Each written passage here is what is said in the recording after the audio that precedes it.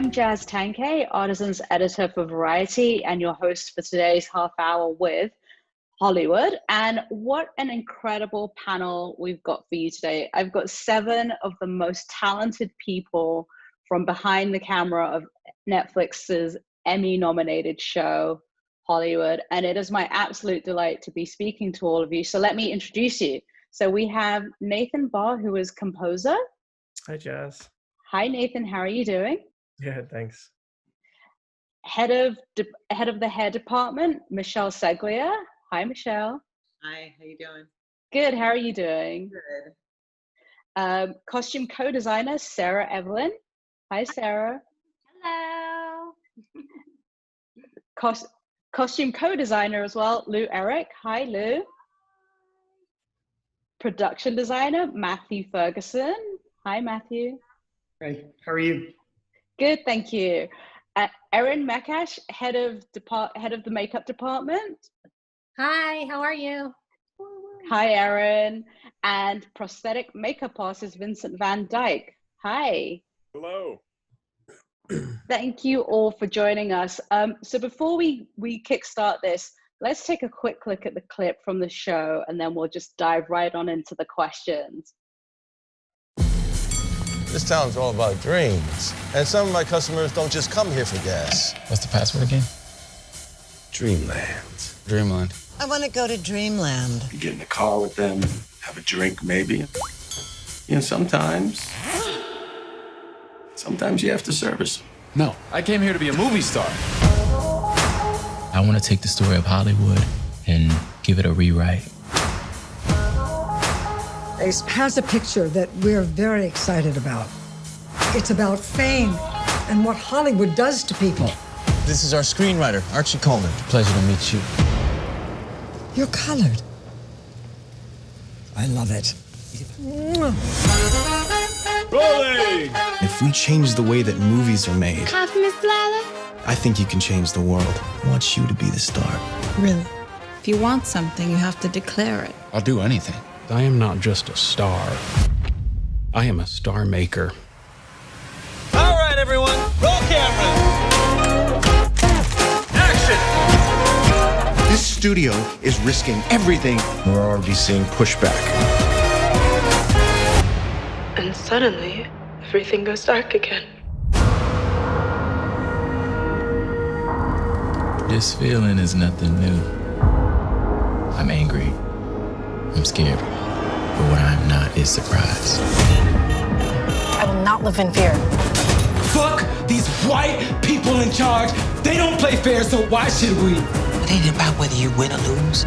What's important is being in the room. This is Hollywood, kid. I can make that dream of yours come true. But it ain't gonna mean anything if this is what I do to get it. We will not be bullied. This is just the beginning. We aren't just making a movie. We're making history. And the winner is...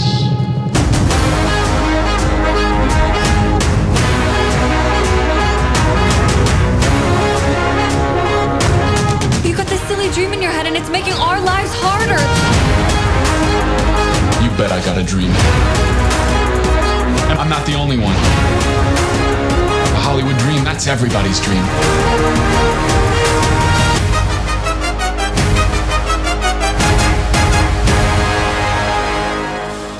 Vivian, I'd like to introduce you to a client. This is Rock Hudson. Pleasure. So I take it you're in Gone with the Wind?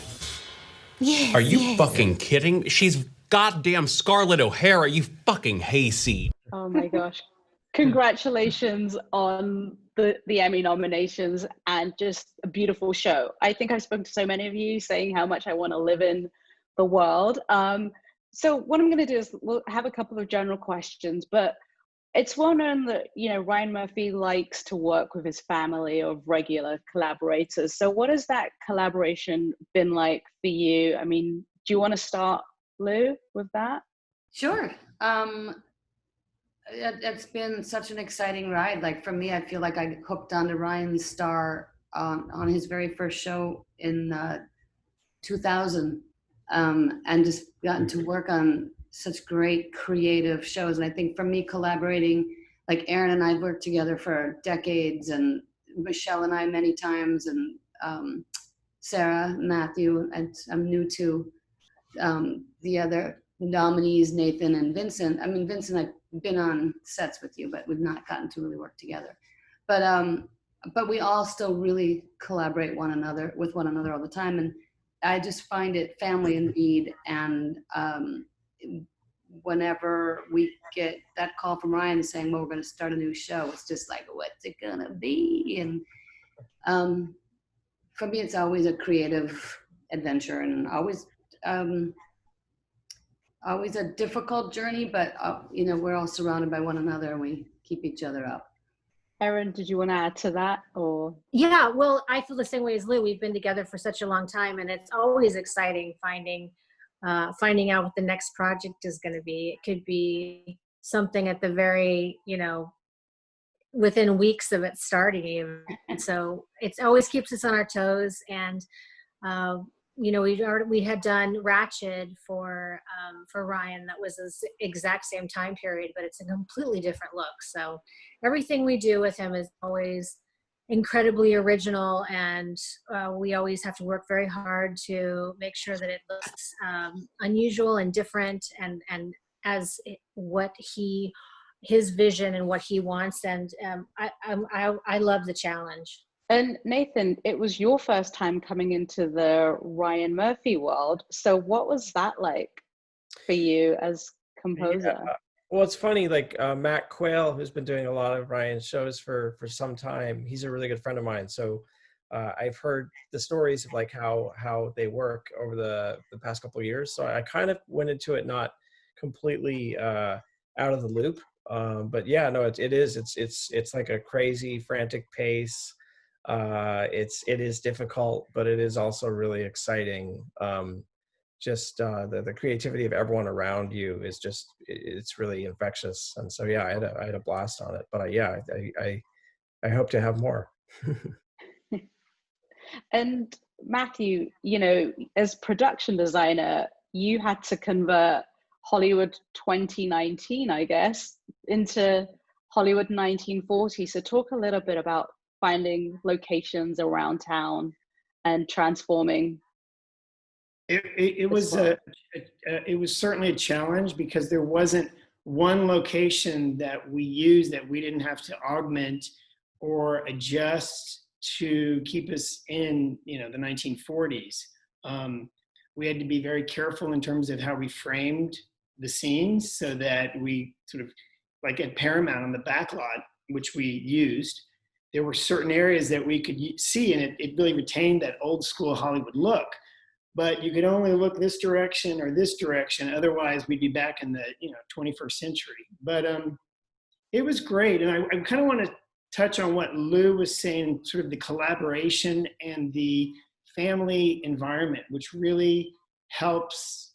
I think it helps all of us, because the jobs can be challenging, and to be working with the same people and to have that support really, I think, keeps us all afloat as we, you know, march on. And, you know, talking about family and collaboration, Sarah, you worked with Lou. Talk about how you both collaborated in, you know, finding Hollywood 1940s and putting all those gorgeous costumes together. I was going to say also just to like the family atmosphere, I came to it obviously later than everyone, but it is really amazing to have the opportunity to be kind of dumped into this unit and sort of already get to have these relationships by proxy, you know, because Lou is sort of, is like, this is Sarah. Okay, we're working together. Here's how you work with Matthew. Here's how you work with Eryn. Here's how you work with Michelle. Like, they've really developed this kind of lexicon that then, and systems for making sure there's really excellent communication. Like, I don't think I've ever worked on a production where there's such phenomenal communication between departments on a creative level. And I think that's really important for like the excellence visually. So then collaborating with Lou, which I'll have to say is like one of my very favorite things to do and always an experience of a lifetime. Lou was coming off Ratchet. So she was, I mean, and Lou has done a whole lot of periods. So she was up to speed on the 1940s. First, I really had to get myself up to speed on the 1940s. What were the hemlines? What were the hats like? When did you wear hats? Why did you wear hats? And so on.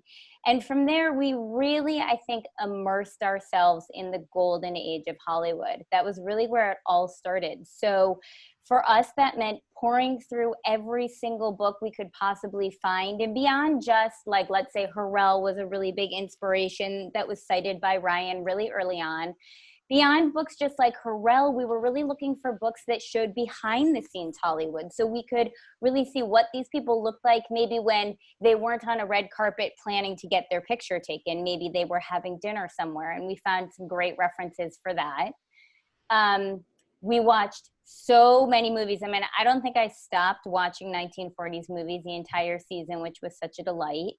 And I'd say also a real kind of something that really put us sort of over the edge in terms of digging really deep was we hired a fashion historian who then unlocked not only some visual resources that we wouldn't have been able to access, like the Condé Nast archives, which was such a treat, but also she unlocked more things that were like written word, you know, so Women's Wear Daily or different newspapers that might describe what so-and-so had worn to dinner. So yeah, that's where we started. We dug deep. Lou, did you want to add to that? Well, I would circle back to the collaboration thing, because then we would go to Matthew. Like, we loved running down to the art department and seeing what Matthew's boards usually were so phenomenal. And usually Matthew's the first one that gets to have a meeting with Ryan and gets that direction and the color palette and the overall tone. And so going down and going over the boards with him. And then Michelle and Eryn had done phenomenal research of their own with the hair and the hats and the makeups and the lip colors and I believe, Eryn, you worked with somebody who actually studied the makeup of the 40s and had a remake of the original. Yes. And so it was exciting to, like, we always work as a team, Eryn, Michelle, and Sarah and I, making sure, like, oh, we got this great dress, but can you guys help us out here? Or this is what so-and-so is going to wear for these two scenes. And so collaborating with Sarah and saying, like she said, this is how we work with the hair makeup department. And it's always like so much fun when our actors walk off of their hair makeup trailer and our costumes with the hair makeup done. It's always like, whoa. Eryn, talk about a little bit about what Sarah had said, you know, like they were coming up with looks, not just when they're on the red carpet, but behind, you know, when they're not on camera. So talk about how you crafted that makeup. And Michelle, if you want to add in, you know, talk about the hair too, when they weren't, you know, when they weren't on camera as such, or on the red carpet or at the studios. I was going to say everyone in that time period was done, whether it was red carpet or going to the grocery store. Everyone still had their hair done and their makeup and their lips, and you know, you didn't leave the house like we do today. That's my, you know, so yeah, so that was the little bit that I had to add to that. Everyone was always done, even if it was red carpet. Red carpet was another glamorous layer that we would try and do everything more polished and more, just more. And we also wanted to show that side of it to be a stereotypical time period, because our story was different and, you know, very optimistic and inclusive. So we wanted everybody to look the same as what they did during that time, to show that that's how it should have been. Yeah. And Vincent, I mean, you know, adding on to the makeup aspect, talk about some of the prosthetics that you created for Jim Parsons or Jake Picken, who played Rock Hudson. Certainly, yeah. So, you know, the collaboration between me and Eryn it's always such a pleasure. I mean, she's always one that I get excited about working with, because it's such an easy kind of feel. She comes into the studio, we look at the person's life cast, and we kind of have this little back and forth on what we think is going to be best.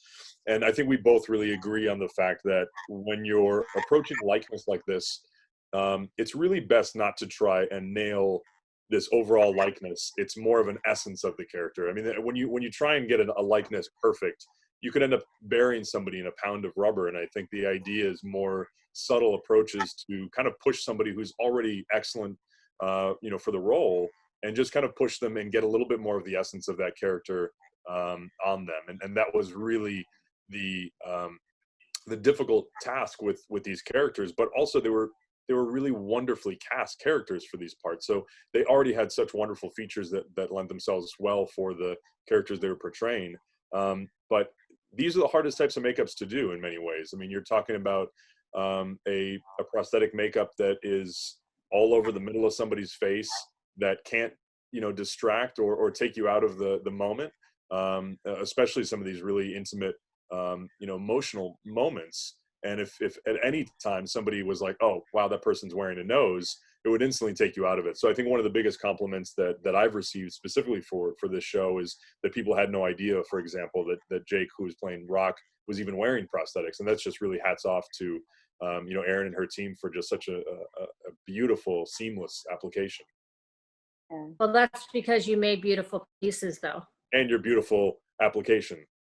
The family love, Mutual Admiration Society across all of these people. Yeah. See, Vincent, I've seen this show twice now, and I didn't even know like Jim Parsons had prosthetics on. So I was like, wait, what? Oh, see, that's so cool. I mean, that's what's great about those types of characters. And honestly, it's so funny because that's my favorite type of makeup to do. And it's kind of the opposite of what a lot of people in our makeup effects world, they're like, well, I want to do something that's really big and elaborate and it's a creature or whatever. But to me, the hardest thing in the world to do is have somebody not notice that you were even there.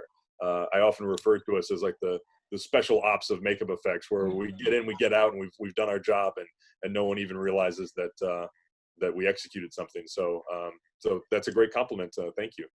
I do have an audience question, and this is for you, Nathan. Meg is a film within a film, which is in episode 6. So how did you approach scoring Meg within the whole series? Yeah, that was a really fun opportunity to sort of go like one step deeper into sort of the melodrama that you heard in a lot of the scores of that time.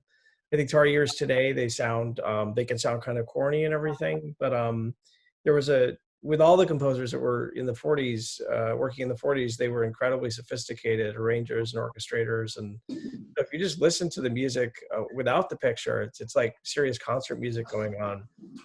And as is the case with the schedule here, I had very little time to sort of knock that out.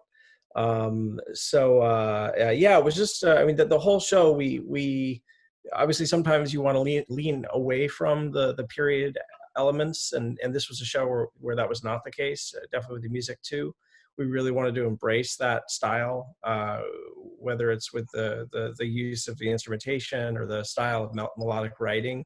And so with Meg, I just sort of went all out with what my interpretation of what some of the great composers back then were doing, the Max Steiners and the Rosas and all those guys who I just so admire, and just leaned into that, and the melody. And melody is such an important thing with the Ryan Murphy camp, to have memorable melodies that really talk about who a character is. And that was one of the really fun things. Oftentimes these days as composers, we're told to maybe stay away from melody in certain instances, and that is not the case here. They want very, very produced, very memorable, in this case, very traditional melodies. And that was a part of Meg as well. So it was so fun. It was like an absolute dream for me to dip into that. Yeah.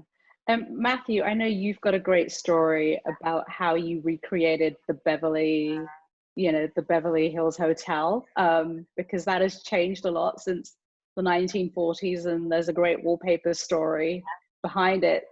So do you want to share that with the audience?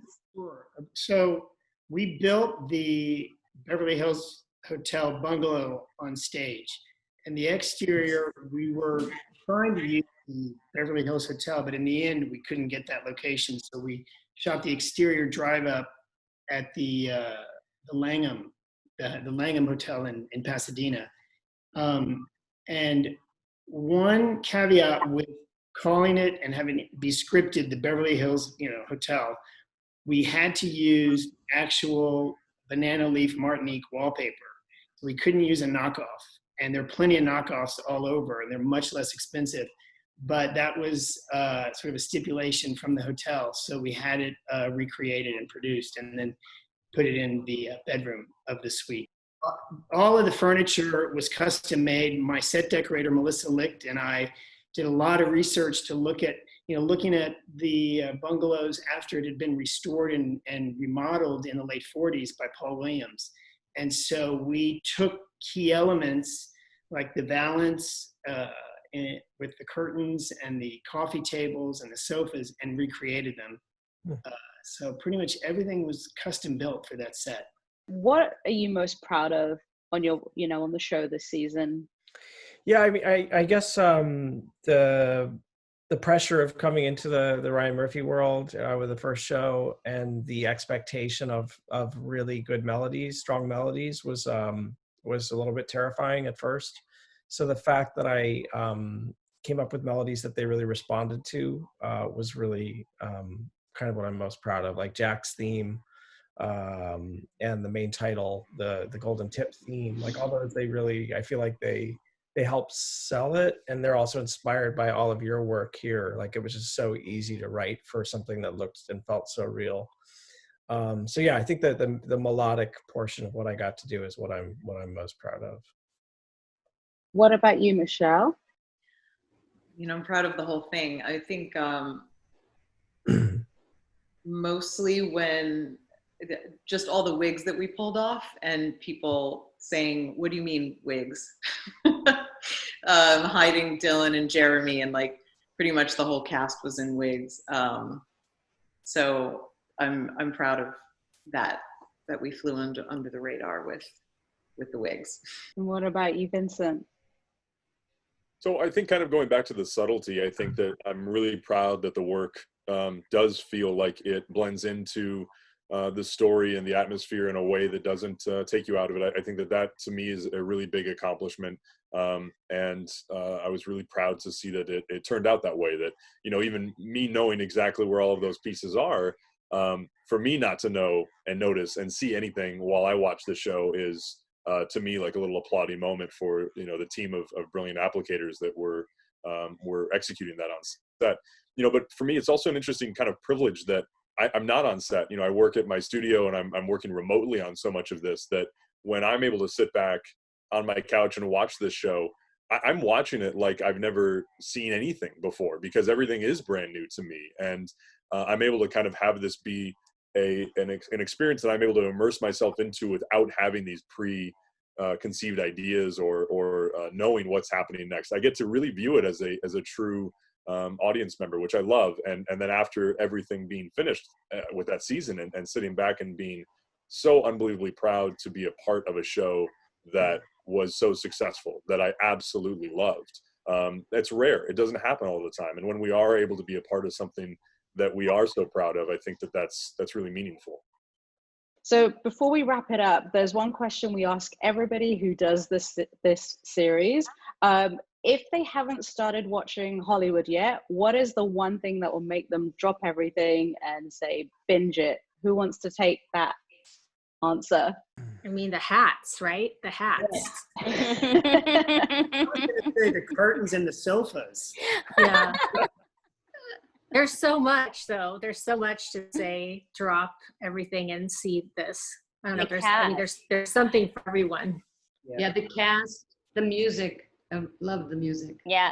I would say also it's an uplifting story, and it's a fantasy kind of, and it's kind of nice to have that right now because there's so many things going on in our country that are a little troubling. So it's very light and fun, but also serious, but in a subtle way, talking about issues and a happy ending. And a happy ending. I think if anything can transport you and make you feel like you're in a different place so well, especially when we're going through odd times in our lives, to be able to have that immersive quality to get into a show and feel like you're in a different place. Hollywood does that exceptionally well. Amazing. Well, congratulations again on the Emmy nominations, and thank you to our friends at Netflix, and to Nathan, Michelle, Sarah, Lou, Vincent, Matthew, and Eryn for joining us. And thank you everybody for tuning in wherever you are in the world. Thank you.